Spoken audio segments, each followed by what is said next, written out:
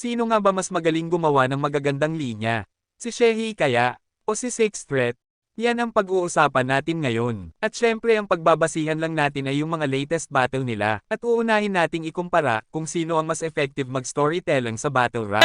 Tulad ng ginawa niya kay Unico. Ha? You one sneaky little rat. Napanood nyo? Yung kanilang laban? Nilabas niya yung screenshot ng convo nila, binulgar at lantaran. Dinikit pa sa pader, nang walang pakundangan, talagang pinahiya niyan. Malinaw ba yung mensahe nung kanilang usapan? Mas malinaw ang mensaheng huwag kang pagkatiwalaan, tarantado! Kaya ikaw, Mot, Tomas, asan si Tomas? Wala? Tomas, ingat ka sa inakala mo na bestie. Poison pistol ba naman yung next round mo? Di ba parang may pagka-sketchy? Isa tong snitch, isang rat! Halatado pagka-peki, binabalaan ko lang yung Tom sa nakakasama niyang si Jerry. Ano? Easy. So tingnan naman natin kung paano mag-storytelling itong si Shehi. Pero dito makikita mo na talaga kung sino yung mas effective gumawa ng mga bara. Yung tipong pasok na pasok rin sa oras na hindi na kailangan mag-overtime para makagawa ng malalakas na linya. Namiss ko tuloy yung anak ko. Gusto ko na siyang alagaan. Padedehin, padighayin, kargahin, yakapin at kantahan habang sinasayaw ng dahan-dahan. Bakit ko nga pa ito sinasabi sa battle? Anong kinalaman? Wala lang. Share ko lang kay Zaito, mga di niya naranasan. Oh, tapos na to. Next si Aklas naman.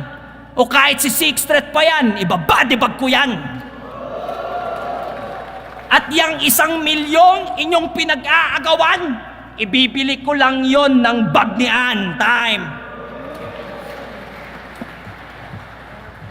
Para sa akin parehas naman sila effective kung paano sila magkwento.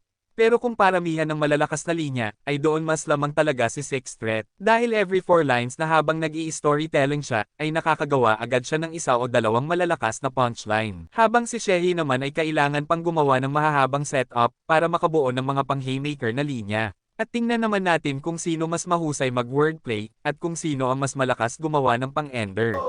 Kunwari ka lang kasing hindi sang-ayon, kasi kailangan niya ring magpasiklab. Para mas makadikit lalo dun sa G-Wolf, gets namin iyong mentalidad. Pero nobody ka pa rin, bobo, harapin realidad, nakadikit ka na sa lobo, di pa rin nakalipad. Hindi ko maintindihan na mangilan-ngilang kay Pedro Dikit. Ang hirap kaya na may kasamang merong anghit. Feels like you're in hell whenever you breathe. Heat. Hell. Inhale. Breathe. Nangaasar lang, may wordplay pa rin. Yan ang mga barang di mo kayang gawin! Kahit ilang dekada ka mag-train, asa ka men! Lalo na pag nag-collab tayo sa track para ka nagpasagasa sa tren!